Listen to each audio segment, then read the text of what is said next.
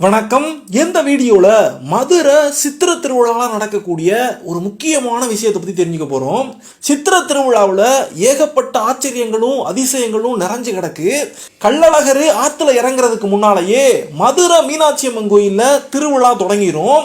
அப்படி திருவிழா தொடங்கி மீனாட்சி அம்மன் கோயில்ல கொடியேற்றி மீனாட்சி அம்மனுக்கு பட்டாபிஷேகம் செஞ்சு வச்சு அதுக்கப்புறம் சொக்கர் மீனாட்சி இவங்க ரெண்டு பேருக்கும் கல்யாணமாகி தேரோட்டம் நடக்கிறது வரைக்கும் மீனாட்சி அம்மன் கோயில்ல ஜேன்னு திருவிழா போகும். இப்படி சித்திர திருவிழாவுக்கு கோயில்ல கொடியேறினதுல இருந்து திருவிழா முடிகிற வரைக்கும் சாமி தினமும் காலையிலையும் சாயங்காலத்திலையும் வெவ்வேறு வாகனங்கள்ல வீதி உலா வருவாங்க. ஆனா இந்த திருவிழா சமயத்துல ஒரே ஒரு நாள் மட்டும் மாசி வீதிகள்ல கோயிலை சுத்தி இருக்கக்கூடிய மாசி வீதிகள்ல உலா வராம சாமி வித்தியாசமா வேற ஒரு இடத்துக்கு கிளம்பி போய் அங்க ஒரு மண்டகப்படியில ஒரு நாள் முழுக்க தங்கி வருவாங்க. நல்லா புரிஞ்சுக்கிறணும், சித்திர திருவிழா நடந்துகிட்டு இருக்கு. இந்த முக்கியமான நாட்கள்ல சாமி எப்பவுமே கோயிலுக்குள்ளே இருப்பாங்க. கோயிலை சுத்தி இருக்கக்கூடிய வீதிகளுக்கு மட்டுமே போயிட்டு வருவாங்க. ஆனா ஒரே ஒரு நாள் மட்டும் கோயிலையும் அந்த வீதிகளையும் தாண்டி வேற ஒரு பகுதிக்கு போறாங்க அப்படின்னு சொன்னா அது எவ்வளவு ஒரு முக்கியமான நிகழ்ச்சி அப்படின்னு நம்ம புரிஞ்சுக்கிறணும். எந்த நிகழ்வானது சித்திர திருவிழாவுடைய 4வது நாள்ல நடக்கும். கோயில்ல மதுரை மீனாட்சி அம்மன் கோயில்ல இருந்து பக்கத்துல இருக்கக்கூடிய வில்லாபுரத்துக்கு போய் அங்க இருக்கக்கூடிய மண்டகப்படியில ஒரு நாள் முழுக்க சொக்கநாதரும் மீனாட்சியும் தங்கிட்டு அன்னைக்கு ராத்திரியில கோயிலுக்கு திரும்பி வருவாங்க. மதுரையில எத்தனையோ இடங்கள் இருக்கும்போது ஏன் குறிப்பா வில்லாபுரத்துக்கு மீனாட்சியும் சொக்கநாதரும் போறாங்க அப்படின்னு நம்ம தெரிஞ்சுக்கிறணும். அது மட்டும் இல்லாம வில்லாபுரத்துக்கு போறாங்க அப்படின்னு சொல்றமே, வில்லாபுரத்துக்கு போய் ஒரு மண்டபத்துல தங்கி இருப்பாங்க. அந்த மண்டபத்துக்கு பேரு பாவக்காய் மண்டகப்படி. ஏன் இந்த மண்டகப்படிக்கு பாவக்காய் மண்டகப்படி அப்படின்னு பேர் வந்துச்சுன்னு நம்ம தெரிஞ்சுக்க போறோம். இப்ப முதல்ல மதுரையில எத்தனையோ இடங்கள் இருக்கும்போது ஏன் வில்லாபுரத்துக்கு போறாங்க அப்படின்னு தெரிஞ்சுக்கிறணும். வில்லாபுரத்துக்கு மீனாட்சியும் சொக்கநாதரும் வர்றதுக்கு ஒரு 2 பேர் காரணமா இருந்திருக்காங்க. அந்த 2 பேர்ல ஒருத்தரோட பேரு அழகப்ப பிள்ளை, இன்னொருத்தரோட பேரு தானப்ப பிள்ளை அப்படின்னு சொல்லப்படுது.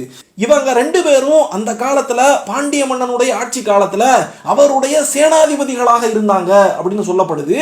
இவங்களுடைய நாட்டு பற்றையும் பக்தியையும் பார்த்து பாண்டிய நாட்டு ராசாவே அவங்கள 2 பேரையும் கூப்பிட்டு வச்சு உங்களுக்கு என்ன வர வேணும் அப்படின்னு சொல்லி கேட்டாருன்னு. அப்படிப்பட்ட நேரத்துல இந்த அழகப்ப பிள்ளை தானப்ப பிள்ளை இவங்க 2 பேரும் வில்லாபுரம் அப்படின்னு இப்ப பேசிக்கிட்டு இருக்கமே அந்த ஒரு குறிப்பிட்ட பகுதியை சேர்ந்தவங்க.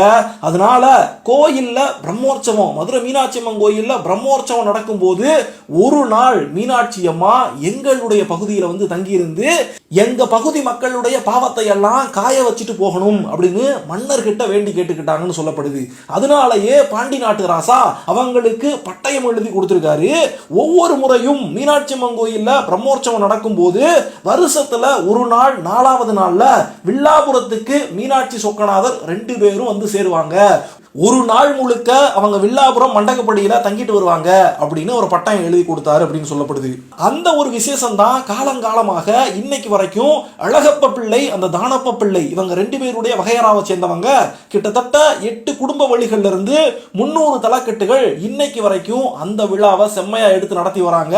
மாசி வீதியை தாண்டி இந்த சித்திர திருவிழாப்ப கோயிலையும் மாசி வீதியையும் தாண்டி மீனாட்சி அம்மன் கோயிலுடைய தெற்கு புற வாசல் வழியாக சின்னக்கடை வீதியெல்லாம் தாண்டி இங்க வில்லாபுரத்துக்கு வந்து சேர்ந்து சொக்கநாதரும் மீனாட்சி அம்மனும் ஒரு நாள் முழுக்க காலையில இருந்து சாயங்காலம் வரைக்கும் தங்கிட்டு ராத்திரியில கோயிலுக்கு போய் சேர்றாங்க அப்படின்னு சொல்லப்படுது. ஆதி காலத்துல இப்ப வில்லாபுரம் அப்படின்னு சொல்றமே இந்த பகுதியில நிறைய வில்வ மரங்கள் இருந்துச்சு. அதனால இந்த ஊருக்கு பேரு அந்த காலத்துல வில்வபுரம் அப்படின்னு தான் இருந்திருக்கான். இந்த வில்வ மர காட்டுக்குள்ள இருந்துதான் கோயிலுக்கு தேவையான நிறைய வில்வ இலைகள் எல்லாம் போய் சேர்ந்துகிட்டு இருந்துச்சு அப்படின்னு சொல்லப்படுது. ஆண்டவனும் அந்த 2 புண்ணியஸ்தர்களால இந்த பகுதிக்கு வந்து இந்த மக்களுடைய பாவங்களை எல்லாம் காய வச்சுட்டு போறதுனால பாவக்காய் மண்டபம் அப்படின்னு காலங்காலமாக இந்த மண்டபத்துக்கு பேர் வந்துருச்சு அப்படின்னு சொல்லப்படுது. இதுல அழகப்ப பிள்ளையும் தானப்ப பிள்ளை இவங்க 2 பேரும் பாண்டிய மன்னனுடைய அரசவையில சேனாதிபதிகளாக இருந்தாங்க அப்படின்னு ஒரு கருத்து சொல்லப்படுதா. அதே நேரத்துல இவங்க 2 பேரும் சேனாதிபதிகளா இருக்கல, இவங்க 2 பேரும் மீனாட்சி அம்மன் கோயிலுக்கு நிறைய கைங்கரியங்களை பண்ணி வந்தாங்க.